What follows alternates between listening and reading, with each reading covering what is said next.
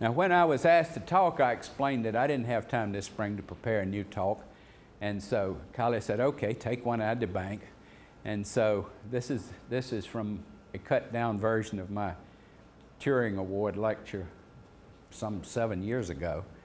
Many of you have heard it, or some of you have heard it. If so, feel free to either sleep, leave, or read mail.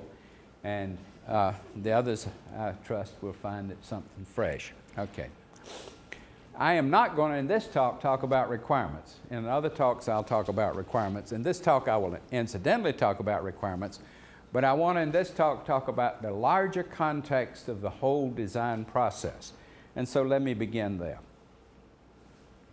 The Oxford English Dictionary defines design as to form a plan or scheme of, to arrange and conceive in the mind for later execution. And that's the crucial difference between vernacular creation of things ad hoc and the design process, in which the design is per se separate from the creative implementation process.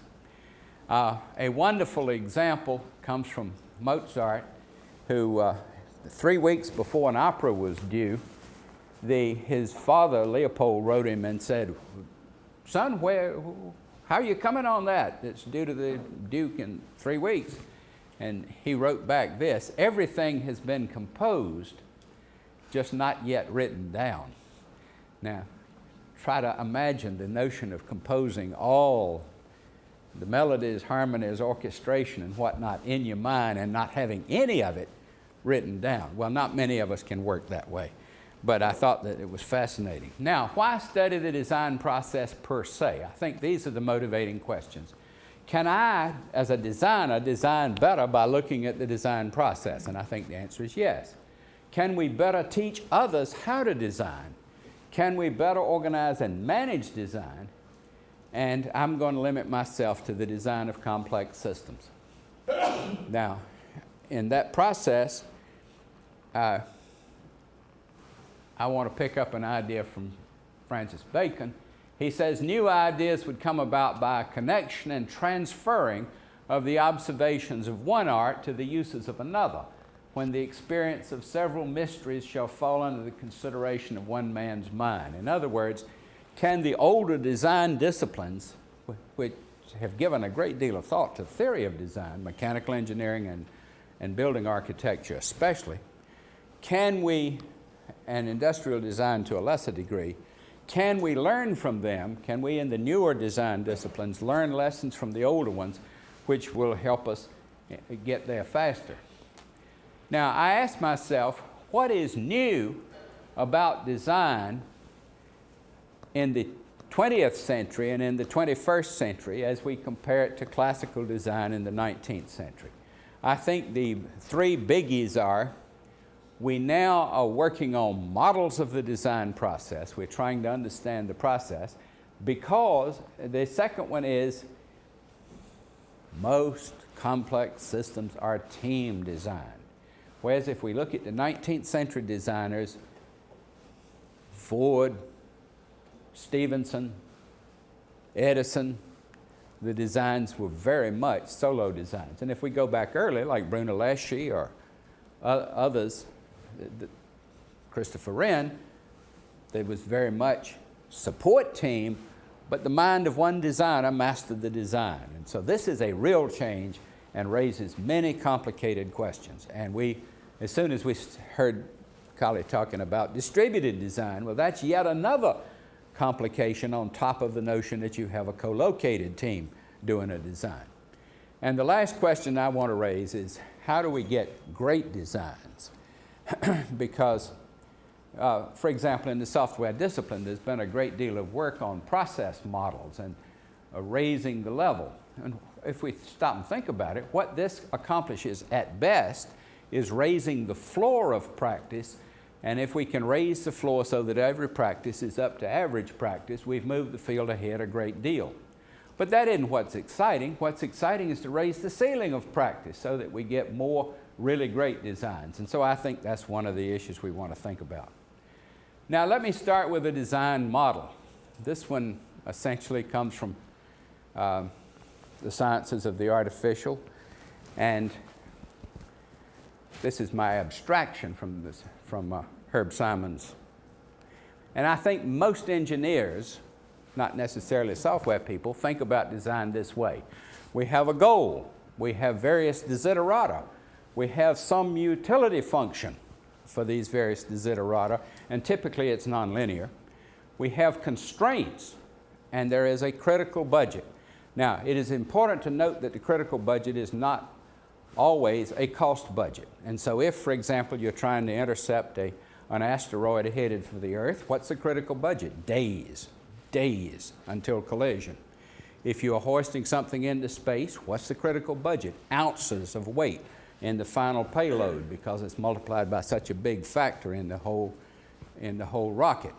In designing a computer architecture, the critical budget is the memory bandwidth, how you're going to use the memory bandwidth, and the bits of central register. Okay, so it's important to note that there is always a budget element, and the budget element may be, for example, design cost, it may be implementing cost, it may be manufacturing cost, or it may be any of these non-cost factors. And one postulates a design tree of decisions. One thinks in terms of a mono-rooted design tree when you're in your simple-minded model. I have for the last, my wife and I spent 9 months designing a 4-room extension on our house. And every morning for between 1 and 2 hours, we sat down and we worked on the design, and we completed it before we started construction. And I kept a detailed log. And that was 86 to 91, 87 to 91.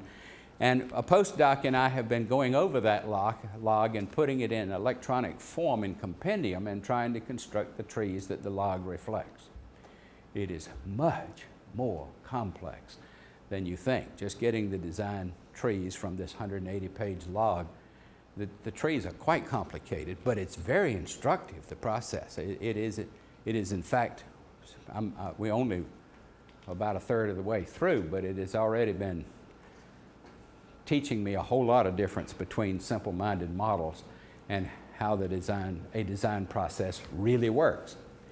And we had a team design in which the team was co-located and furthermore had essentially the same objectives. And that's, a real simple design case. Now, the engineer's model goes on to say, until the design is good enough or time has run out, do another design to improve the utility function.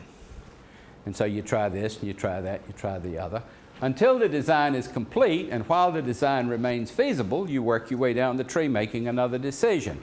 And when it quits being feasible, you backtrack and you come down another path. And then you explore another path until it's satisfied, that is, the design is complete, or until the design is good enough or time has run out, and then you build it.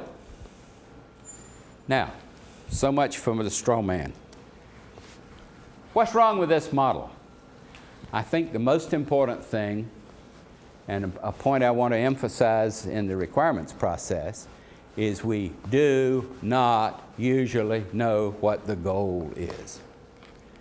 I will assert that that is a deep factor of reality which is ignored in much of the literature about requirements.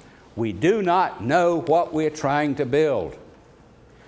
We cannot, in most cases, know what we are trying to build. Now, we can have a lot of debate about that. But that's my challenge, is I'm going to assert that we cannot.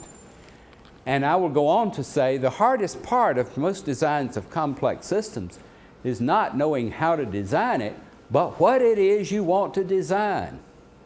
And so, especially in the requirements community, when we talk about eliciting requirements, we are in fact talking about deciding what it is we're trying to design. And I had an experience as a summer student many years ago that has colored my view ever since. I was working for North American Aviation, now part of Rockwell, and I was assigned to the project engineer for a radar system who had 10,000 drawings, and he wanted a database built to keep track of the change status of his drawings. Sure, I know how to do that. never mind the technology I was implementing it in. I knew how to do that. And I spent 2 weeks building his database, and I took him his output report. No. Change this.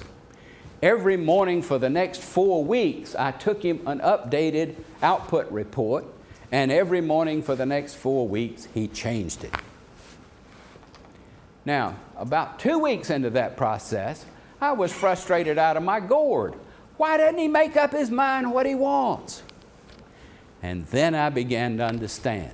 The most useful thing I was doing for him was by making concrete the image of what he had vague in his mind. I was helping him decide what it was he wanted, and that was probably the most useful thing I was doing for him, was helping him decide what it was he wanted. Not implementing it, but helping him come to the conclusion of what he wanted. And I think that is true for the whole requirements process in dealing with clients generally. May I ask a question? Yeah, sure.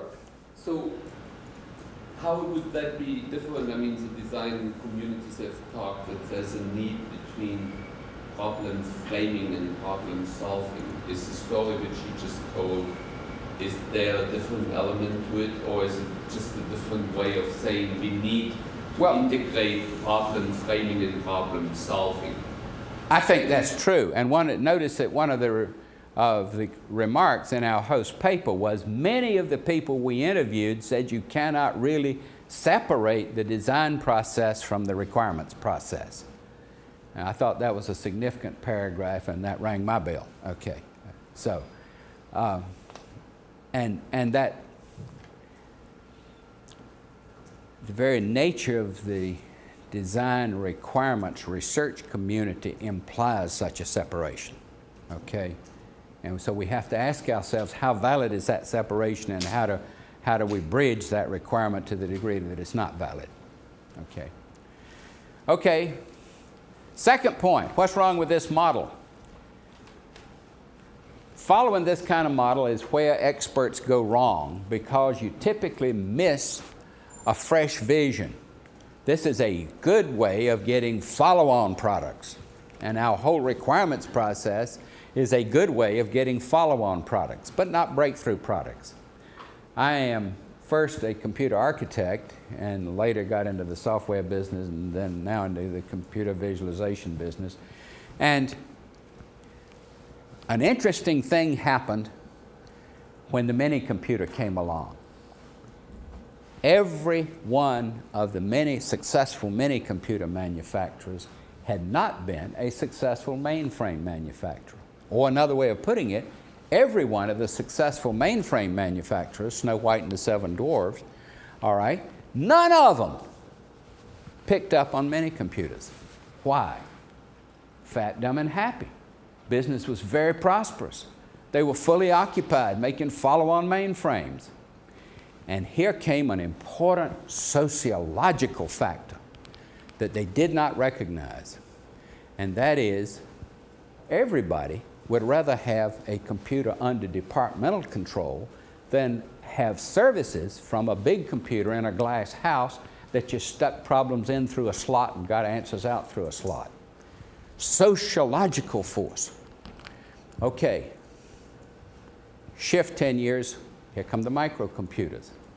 Every one of the mini computer manufacturers missed the microcomputer revolution. What was the big thing? Another sociological factor. Everybody would rather have his own personal computer on his desk than to have a departmental computer. Some of the mainframe people got back in. Having missed the mini computer revolution, they got back into the microcomputer revolution. But none of the mini makers did. HP finally came along and climbed on board. Okay, so it's easy to miss this fresh vision, and the more successful you are, the easier it is to miss it. The other point I want to make is that amateurs make little mistakes. Experts make big mistakes. And I want to offer an example of a case in the development of OS 360. How many of you have ever used the job control language for operating system 360? All right? I will assert the following. It is the worst programming language ever designed by anybody for any purpose, anywhere, and it was done under my management. Okay, why? Well, I won't go through all the details. It's one job language for all programming languages instead of being a scheduled time language per programming language. It's like an assembler language at the very time we're moving away from assembler languages towards all high-level languages. But it's not exactly like the assembler. It's card column dependent. The first 6 columns are magic compared to the others at a very time when nobody's using cards anymore, all right? There are too few verbs, only 6 verbs in the language, and so all the declarations, the DD cards, do all the verbish things. Okay. And if the branching is very awkward, there's no clean iteration. There is an iteration. You can get there by hook or crook, and no clean subroutine call. Well, what kind of programming language is that? Answer is pedestrian vision. We did not see it as a schedule time programming language. We understood about compile time languages, assembly time languages, runtime languages, but we didn't understand about schedule time programming languages. And so it was defined as we've got to define a few control cards that go in at the front of the batch to control how the particular run runs. And it was not designed at all, much less designed by people who understood programming languages. It just grew. The DD card in particular just grew, just grew, just grew. Now, the next thing that's wrong with this simplified tree exploration model is the desiderata and the weightings of the desiderata keep changing during the process. And that's the difficulty with any requirements definition in which you just build and then just design and then build. Donald Shern, the late professor of architecture at MIT, has this beautiful book, The Reflective Practitioner, and another one, Educating the Reflective Practitioner, which is as useful a philosophical way of thinking about what we do as I have ever read, I think. And he says, as one wrestles with the design problem, the desiderata changes as a result of your wrestling. And as in fact you make the trade-offs among the desiderata, the weights change. And he says this is inherent in the process. This is quite apart from the changes in the world around, the context in which you're living. This is just because of the process of going through the design itself. And sometimes one hits new opportunities. Let me show you an example. Well, I'll come back to the example. And usually we don't know the design tree. That is, we postulate, we imagine that there's a design tree, but we usually don't know it until as we explore it, we get further down into subtrees and we see just whole new subtrees open out under us. And the constraints keep changing. I studied payroll systems for my dissertation because Aiken assigned me the task of designing a special purpose computer for doing payrolls. Aiken was the first of the thinkers about computers to imagine that they would become most important for business applications. And one of the characteristics of the payroll problem is the legal and business context in which you're doing the payroll just doesn't sit still. It typically, in a large industrial payroll, it changes every month, the external context. I worked for the Marathon Oil Company one summer. The Marathon Oil Company operated in 40 states and was running a single unified payroll, and we were moving it from a punch card system to a 650. 40 states changing their rules means somebody's changing something all the time. And our simple-minded model is a static model. And sometimes it's not by the world changing around us, but we do some systems thinking, we think outside the box, and we change the constraint system for that reason. Let me give you an example. Here's our house. Here's the wing. We have I'm sorry, I don't have a pointer, but in the upper right you have a new music room because my wife teaches violin, and this one is constrained to contain 2 pianos, an organ, and a square space for a string octet with a 1-foot teaching margin around it, okay? And that puts some constraints on the shape. The upper left is my study, the lower left is Nancy's study, lower right and middle right are... Huh? You can use the cursor to show. How many of us use the cursor to point? The cursor. New opportunities. Ah. Okay, very good. Thank you. So this is the living room and the master bedroom of the existing house, and there's a porch down here that you don't see here. Now the basic problem is that the property line is up here, and the setback requirement is 15 feet. And then there's a shadow requirement from the town of Chapel Hill that you may not cast a shadow on your neighbor's property on the winter solstice. And moreover, your house is assumed to be 35 feet high regardless of how high it is. And so that turns out to be at our latitude, a 17-foot setback requirement. And that's the one you see. Well, that's the one you see here. For 6 weeks, well, I can't go back. For 6 weeks, I juggled those spaces trying to get it within that requirement. You push it down this way, you ooze it out that way, but because of the slant, it runs into the boundary when you ooze it out that way. You try stepping it, it begins to look like a ziggurat. Map down, didn't work. Finally, it occurred to me, why not get a lawyer and go to the town council and get a variance? Then a better idea occurred to me, and I went to my neighbor and I said, would you sell me a 5-foot strip of land? And he said, I will gladly do that for $3,000. And that's much cheaper than the lawyer and the variance would have been. And so now you see the new spaces, and that is the new boundary lines are right here, and I happen to know because I'd already done the design that 5 feet would suffice nicely and give me a little slop. Okay. Now this is what I mean by thinking outside the box. It changed the design, but it was not within the design process. It was moving essentially up a level and going at it from a kind of a global point of view.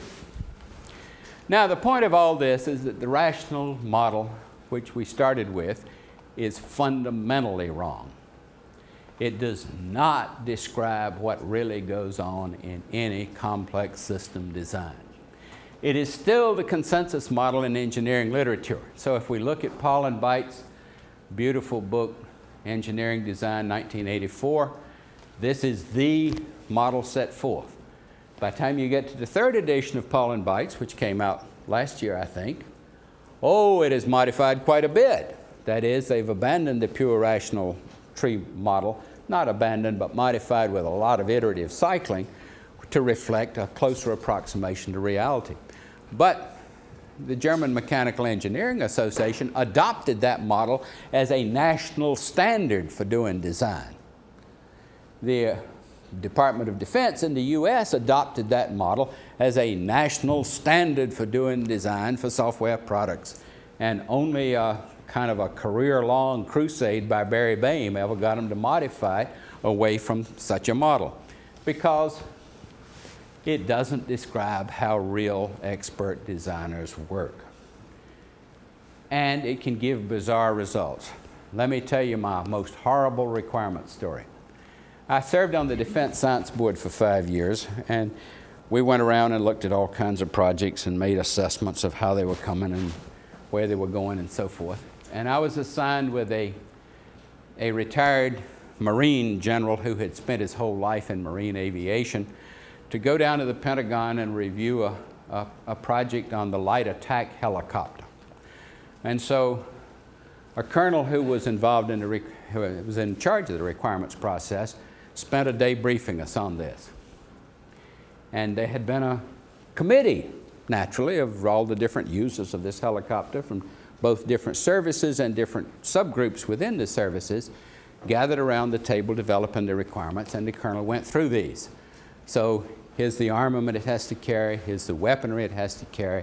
It has to be able to fly through the dark and rainy night and come up to the woods and jump up over and come back down. In other words, the electronic systems have to meet that requirement.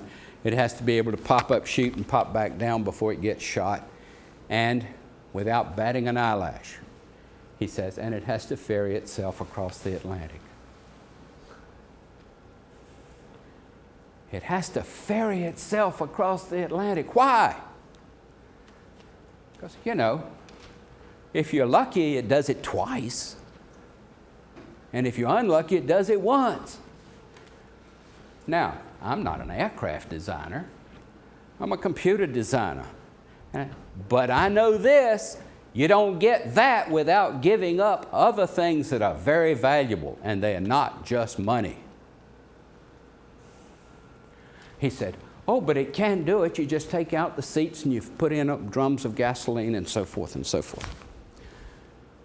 Why does it have to do that? Oh, we don't have enough C-5s to carry them across the Atlantic. Why not take some of the budget money from the helicopter program and buy C-5s with it instead of compromising the design?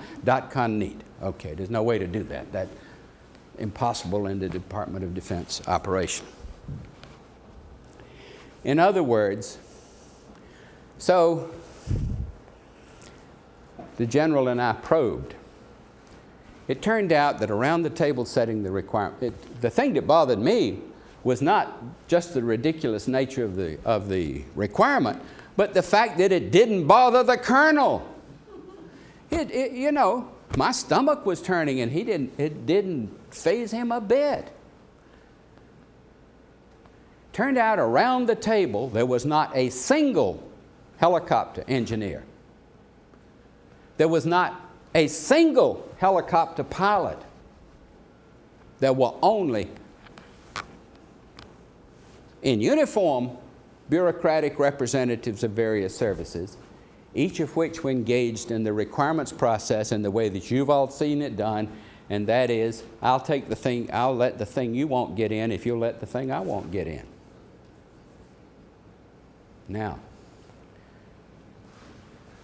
we have a model like that in software engineering. We have that model, that simplified tree model. It's called the Waterfall model, and it is dead wrong. It is not how we buy a new building. It's not how we buy a new airplane. It is based on a spurious assumption that function and performance are what matter in software. In other words, not reliability, not changeability, not structure, not testability, et cetera, et cetera. So the itties aren't in that model. And it is strongly biased towards function enrichment at the expense of performance and these other things. Why? Because I'll take yours if you'll take mine, natural social forces at work in committee requirement setting, and because at the time you set the requirements, you know what the function would give you and you don't know what it will cost you. And you typically cannot know at that time what it will cost you. And therefore, you either have to have designers with experience whose instinct you can trust to tell you that's going to be easy or that's going to be hard, or you have to be doing a follow-on product in which you already can figure out what it will cost you to add this extra feature. I remember years ago in Santa Fe at a conference seeing a booth put up by Microsoft about Word. This has been 15 years ago. And they had a chart showing the addition of functions to Microsoft's Word, and they were up to 1,200, and the chart was growing uniformly, and it goes on, it hasn't quit. How many of you use 200 of the functions in Microsoft Word? How many of you use 40 of the functions in Microsoft Word? Yes, I believe 40, yes. That's what you mean by function, but sure. I mean menu items, all right. If you know where they are. If you know where they are, yeah. Yes, about 40, yeah. Maybe 20, all right, but not 200, not 1,200, not 2,400. What's happened? Function creep.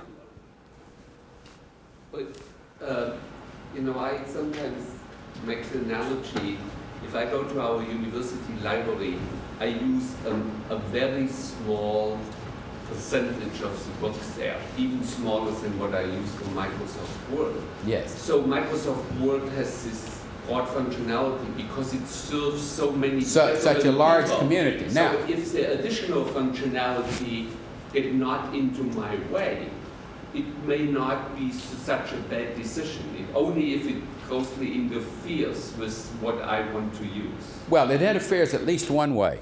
The manual is now 4 volumes, I think.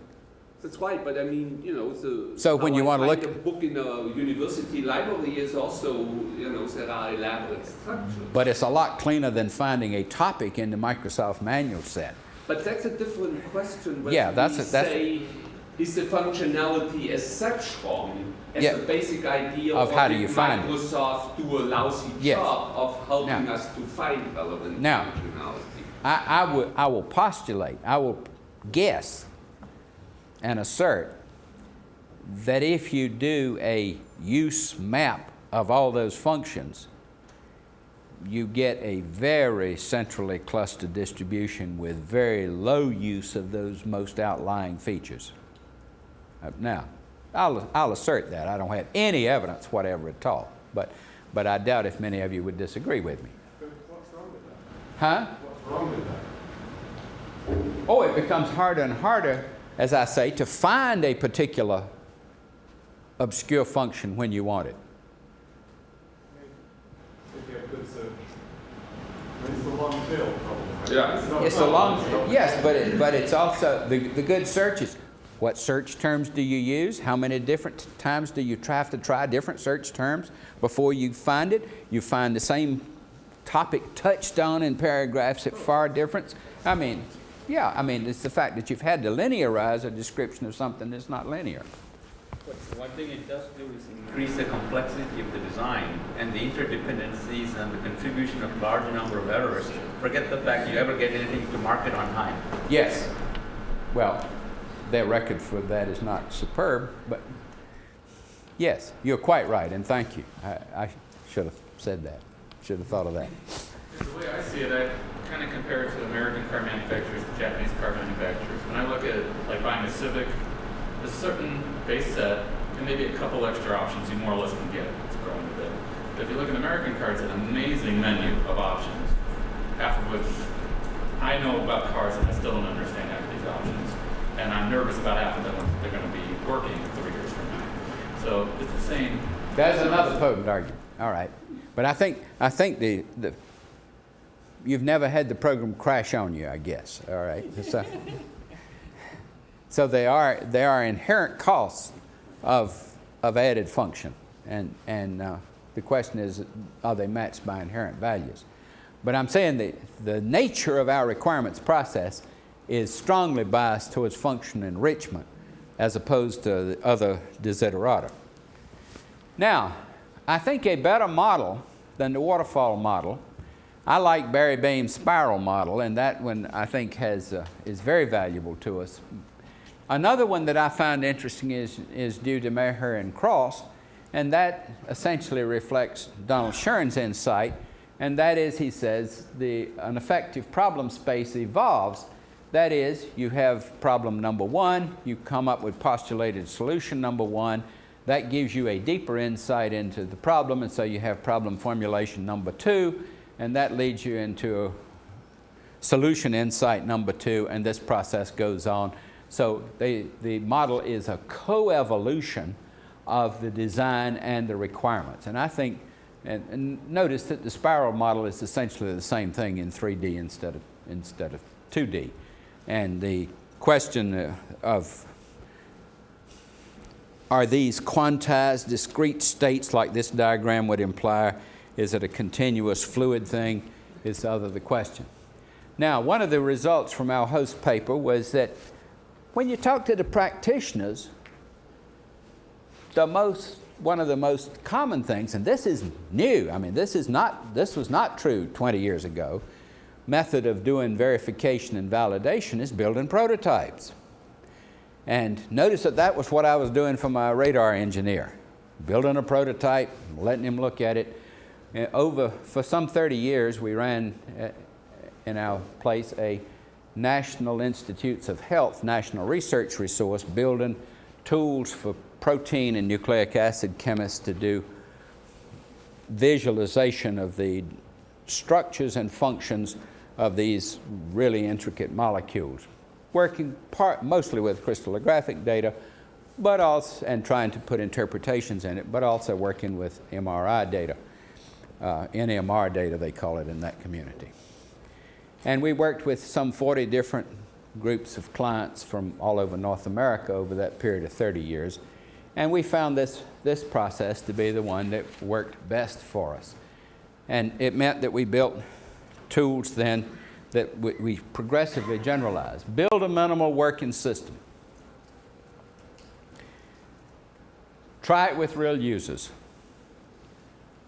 Revise it and add the function in small increments and try it again with real users and revise it. Now, an additional step, and one that's mentioned in the interviews, is if you can put in the capability as an inherent part of the system design to let the user revise it, you're way ahead. Now, what we did in one of our molecular graphics systems was we put in a macro facility that meant that we could add a new function overnight. So our users, because of access to the supercomputer, our users would typically work third shift. They'd come over from different institutions or from the hotel, and they would take the third shift and they would work for many hours on their problem. And then when morning came, they would say, I wish I had so-and-so. And between then and next night, we could get so-and-so in with this macro facility. And that proved to be a very effective way of accommodating this interactive play between discovering what the requirement is and implementing it. And if to the extent that we can let the users do that, we're still further ahead. Although many of our systems are so complex that the amount of training for the users to give that capability, even when you make an ideal interface, is still pretty messy. Now, the advantage of this was Harlan Mills' original proposal for how we ought to build systems. And he was starting with real-time systems. He was working in the military community, and he was working with embedded real-time software systems. And this proved to be the best way to get there. I have tried this in many contexts, both with the molecular graphics work, with class projects. It really seems to me to be the best way to go. It is robust under changing desiderata and constraints. If things change every day, every month, whatnot, never mind. You've got the capability. You have built the changeability into the design from the ground up. And the early testing exposes our inevitable mistakes as designers, both in actually implementing what we thought we were building and misunderstanding what it was we thought the users wanted. Now, let me at this point spend a few minutes on two other topics. So my first whole topic was we have been working with the wrong model. We have understood now Bain's spiral model is, 20 years old? It is now officially not the mandated Department of Defense model, but an acceptable Department of Defense model instead of the waterfall model. But in terms of practice, I think we are still taking the assumption that you set the requirements first and then you build the product, underlying much of what we're doing. Tony Hoare did the third of a set of invited lectures, and this month's British Computer Journal has Hoare's lecture calling for a grand challenge in making fault-free software. And he says we can do it over a period of 10 years as a worldwide effort if we put our minds and money to it. And then there are the responses from about 12 senior people in the field to Hoare's challenge. And then Sir Tony's response to his responders is the third thing. So it is an interesting paper to read, and it is a thoughtful paper to read, both Sir Tony's challenge and the very knowledgeable responses from people like Michael Jackson and so forth who are close to practice. Now, the trouble with Tony's challenge is, he says, we can, by formal verification, get the errors out of software at design time. We start with a good set of requirements, and then we can verify that the software matches the requirements. I need not tell anyone here that he's already passed the hardest part of the problem. And assuming by magic you could do everything he calls for in that challenge, we still haven't solved the software problem. And I think that's very important. Now, let me move on to collaboration. The design team is the 20th century novelty. And as soon as we move from the solo designer to the design team, the question is, how do we maintain conceptual integrity of the product? The prettiest machines by many standards ever designed by computer architects are Seymour Cray's machines. And my own philosophy of computer architecture is quite different from Seymour's, and my machines look a whole lot different from Seymour's. But for what he was trying to do in the community he was trying to serve, his designs are very elegant. We lost a great deal when the drunken driver killed him. Okay. Why? He maintained mental mastery of the whole design from the circuit and power supply level all the way through the Fortran compiler. In his own head, he bragged that I think it was the 6600 supercomputer, a predecessor to the Cray 1, was designed by a team of 35 people, including the janitor. Now, that's conceptual integrity. And it means that the micro decisions that are never debated are all made the same way under a consistent philosophy. And the question is, how do you get that in team design? And that's very hard. There are papers out that say the very nature of multidisciplinary design means that design has changed from a person having a concept to an interdisciplinary negotiation among the different disciplines to arrive at a design. This building was not designed that way. There were many disciplines involved. There was structural engineering. There was a whole question of how the concrete's fabricated. But there was conceptual integrity because of the overall control by a chief architect who had undisputed charge of the mission and authority to make the decisions. Now, that's what we need to do in software systems.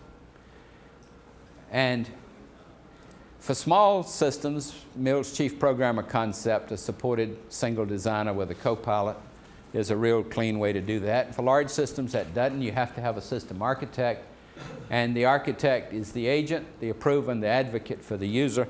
And I've discussed that in several chapters in the Mythical Man Month, and I'm not going to spend any time on it here. But that brings me to this Raymond's brilliant essay on the Linux process and on agile development methods called The Cathedral and the Bazaar. I know whose cathedral he's talking about. It's the one in chapter 4 of the Mythical Man Month. And his argument goes as follows, and it's very important to understand it. He says the Bazaar is an evolutionary model, and there's no committed design. Each piece has conceptual integrity because each piece is designed by one builder typically.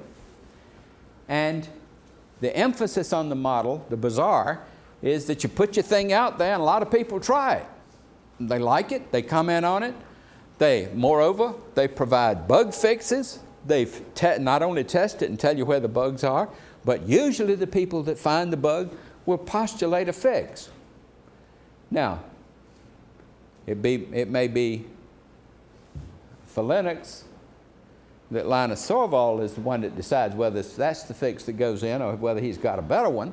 All right, there is some conceptual control there, but the emphasis is on early large-scale testing and marshaling many minds. And then he says the market votes by adoption among the alternatives, and that's the sense in which it is the Bazaar. And so you have market forces at work weeding out the better from the poorer components that are on offer. Now, let me comment on several things here. He goes on to say that this is based on I give the community a gift and the community pays me in prestige. And this is the social force that makes all this stuff happen. A tremendous amount of effort investment is paid for with this prestige commodity. Okay, so far so good. Now, I have a couple of remarks. One is, it is based on a community of people who are fed anyway. They are not dependent on their contributions to the Linux community for the bread they eat.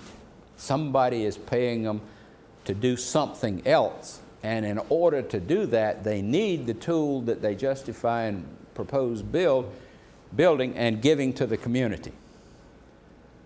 And it works because the builders are the clients.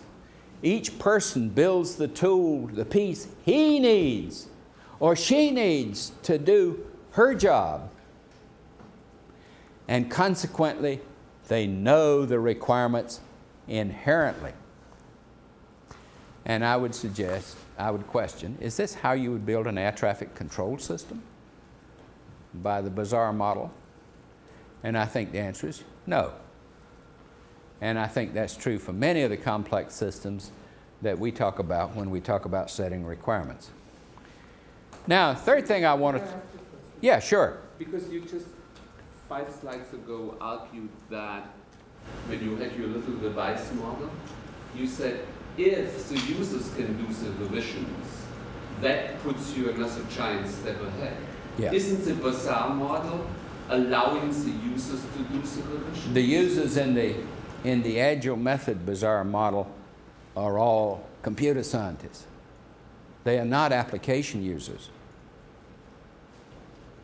So one thing that says to me is that the failure of the iterative model is that the goal is to move beyond a minimal system. So instead, as soon as the iterative model tries to enhance functionality as part of the core, it in fact becomes rigid and moves control away from the user. If I could imagine a world in which the goal of the master architect was to keep the system minimal and block any enhancement to the system that was not absolutely fundamentally required, then I could meet this balance between the user's driving application off my minimal requirement and know that my minimal requirement had the robustness and reliability to work at scale. But what happens with the iterative process is over time, we move away from a minimal core and we build a cathedral that is now useful only as a tourist location. Well, it's not even, it doesn't have the conceptual integrity of a cathedral. Well, I mean, if it does, it's only good for tourists because it's not good to deal with the world. Well, two remarks. One is, there are systems in which that kind of control has been maintained. Yeah, our current FAA system, yeah, right, which is a classic cathedral, that it should be only available to people who are ready to die, right? Because it is so overly complicated.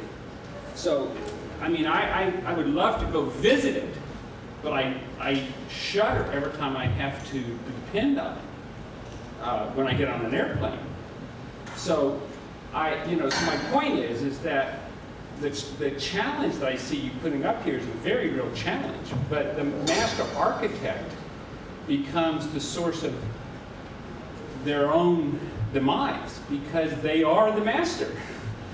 And they drive everything into increasing the beauty of what they do, and in doing that, they eventually push out all those users. Depends on how it's done. So Parnas, for example, has this very important paper on building software for extension and contraction.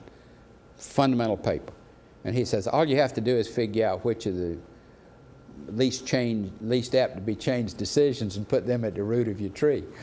And there's a little problem there, but yeah. But it's an interesting problem. It's an interesting problem. It's not one that most master architects struggle with, but in my experience. But it's one that they need to struggle with. I mean, and David is quite right on making that a central challenge for any architect. Now, I think the fact that Linus Torvalds still has a lot of intellectual control over that system may be perhaps a great strength of it rather than a weakness. Okay. I actually think that is a very interesting, and so the question is that because of his ability to remain humble? I think so, yeah. Again, an attribute of most master architects that is rare, in my experience.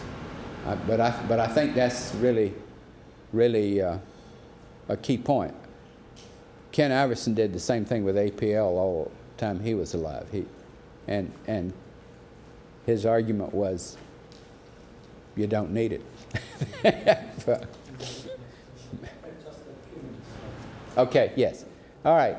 I have long ago published this list of great designs, and all the items on the left are, my criterion is the following: not commercial success, not operational success, not financial success, but whether a product has fan clubs, that is, people who are passionate for it.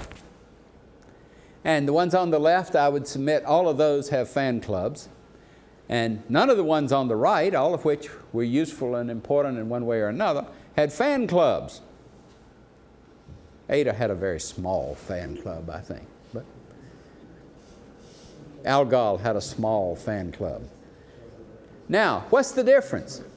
All the products on the left were designed outside a normal product process, and all the products on the right were designed inside a normal product process. Committees, organizations, requirements, the whole bit. My criterion, I'm going to talk about great designs, and I'm going to say a great design should, in fact, generate a fan club. It should not only be commercially successful, it should have passionate users who really love it. And so then the question is, what are product procedures for if they don't produce the great designs?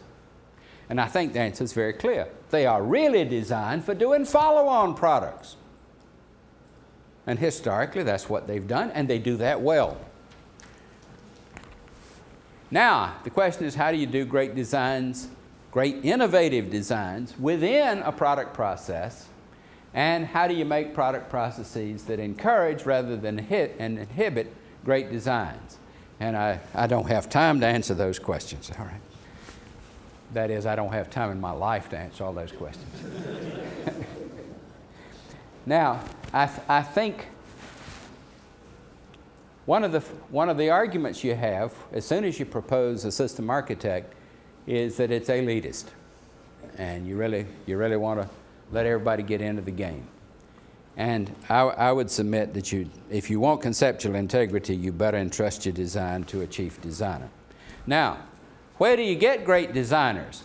I think as a discipline, we have to grow them deliberately. I worked for IBM, an organization that has a complicated process for growing managers. Rotations, early school, middle school, late school, apprenticeship to senior executives, the whole thing. And no process for grazing designers. But the same process would work for grazing great designers. And I think business schools are the right place to kind of introduce this notion of career planning and progression. We need to recruit for design brilliance looking at portfolios, not for ability of people to give talks. We need to make the dual ladder real and honorable, and so that chief designers and great designers get paid. And you know, one of the things I did running the 360 project is I gave Gene Amdahl an office the same size as mine with the same carpet and the same curtains. He was the chief architect of the 360s and I was project manager. I wanted to make a statement. This is just as important as being project manager. The conceptual integrity of the product is fully as important as getting it out on schedule and within budget. And we need to plan experiences and so forth and rotations. We have to grow them deliberately and we have to manage them imaginatively. Ralph Gomery, who's now head of the Sloan Foundation, was head of IBM research for many years.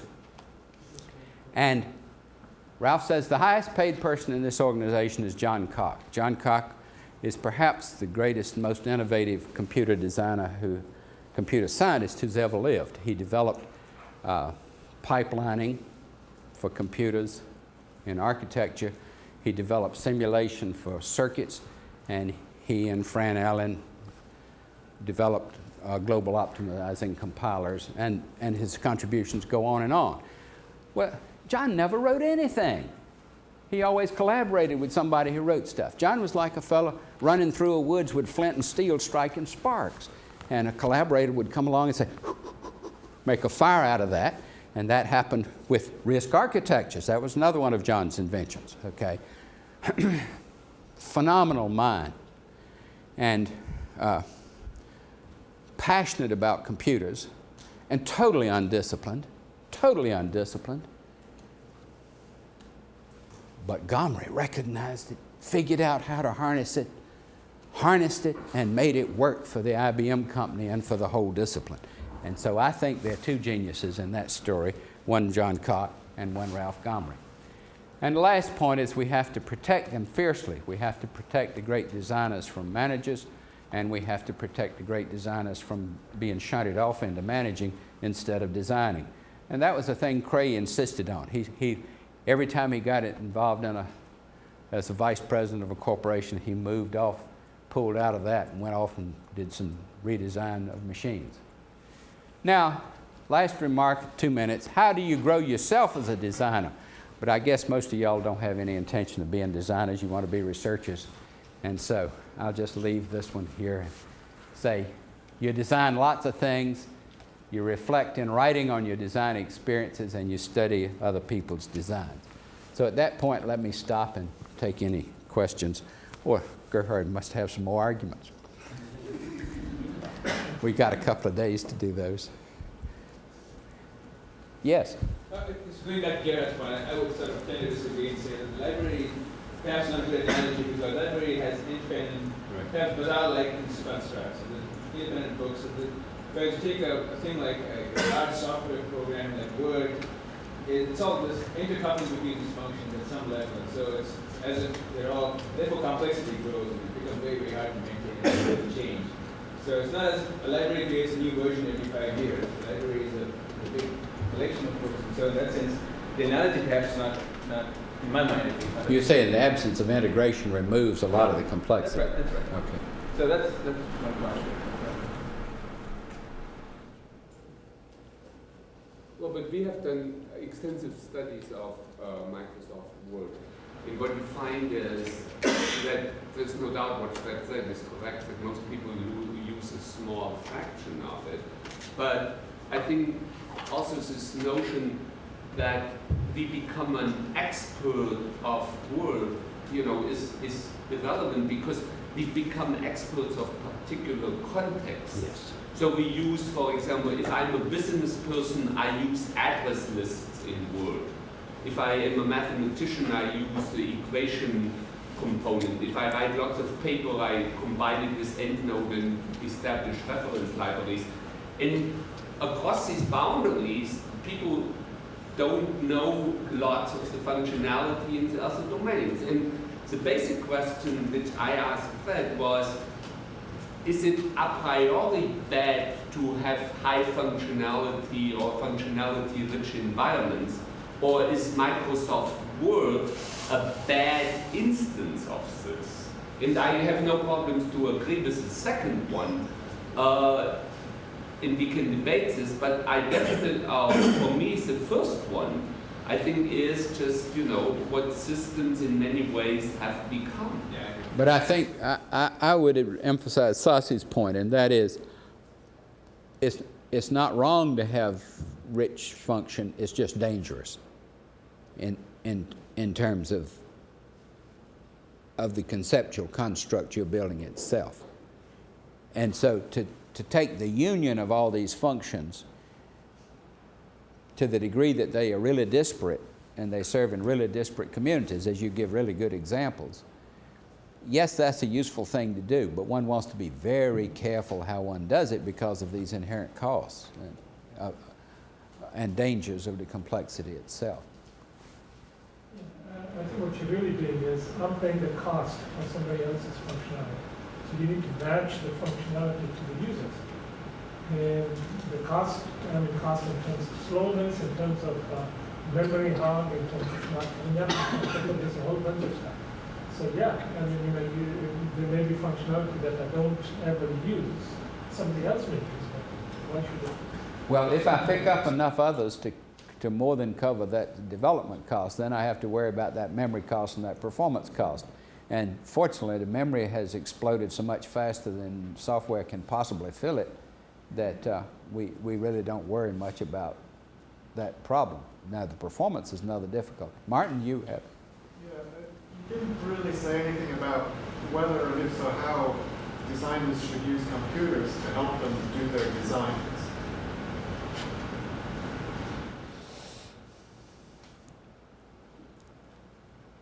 In my own experience, the computer is a priceless tool for helping you keep track of what you have done and what you haven't done and what remains to be done. And it serves as the embodiment of the design. And so Kali was explaining that this building was one of the first ones designed in 3D without making 2D drawings until you finally got to construction. And all you have to do is look at the building to see that it never had any 2D ancestry. It is essentially a sculpture in 3D from concept on, and that would not have been possible without the CATIA or equivalent 3D composition tool.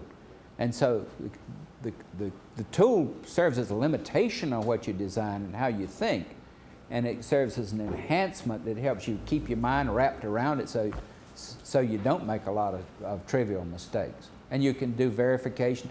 For example, you do the structural analysis on the same model. You do your cost estimate from the same model. So there are many things that you can get from your tool. But no, one of the things that concerns me is that much of the literature in the requirements community is about the tools and not about the inherent nature of the requirements process. And I would contrast that, for example, with the Gauss and Weinberg book, which reflects a whole lot of experience at developing requirements. And it's not fundamentally about tools. Their argument is, don't cling too vigorously to any one tool, use lots of tools, develop lots of models, but here are a whole lot of ways to deal with the difficulties of the requirements process per se. And I think that's the right focus. Now, their book assumes that you can develop the requirements and then go build a product, and I think that's a fallacious assumption, but it's an extremely good book, yeah. Yeah, Fred, I just wonder about how generalizable this lead architect idea is. Like, sure, when I think of games industries, you always have the lead architect, lead designer. So when it's fairly small, it clearly works. Games are not fairly small anymore. Well, yeah, but conceptually they are. And that's what the lead architect does. It doesn't pack a lot, but actually they do quite a bit. No, I think the bigger the system, the more crucial it is to have a lead architect.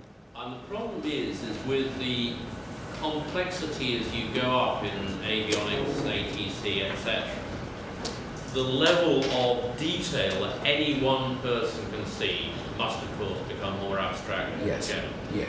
And therefore, you know, you lose contact with the itsy-bitsy detail, which is where a lot of the design decisions become really important. And so, And you manage. well, the answer You're not a is, designer. the answer is you have architects for the subtrees. One of the people I've interviewed as part of my trying to understand this process is Brad Parkinson, who was one of the two people responsible for the global positioning system. And talk about a complex system with many components being built by lots of different vendors. I mean, you have the clocks, you have the satellites, you have the receiver circuitry. And so one of the levels at which you maintain control in that process is you say, I've got a 45-foot error margin. That turns into 45 nanoseconds of slop in the system. I let the clock fella have 5. I let the receiver fella have 10. I worry about propagation difficulties for another 5. I keep 10 in my pocket to give away late in the process when I see who's having trouble meeting his targets, etc. So if you're doing top-down system thinking and you have to do something like a global positioning system, which is as complicated, you know, as many of the things we build, I think the chief architect is crucial. Now, one of the interesting counterexamples is nuclear submarines, where one whole company and one whole architect has the front end, and the other one has the back end, the whole nuclear system. One has propulsion, and the other one has all the hotel functions and all the weaponry functions and all the electronic functions.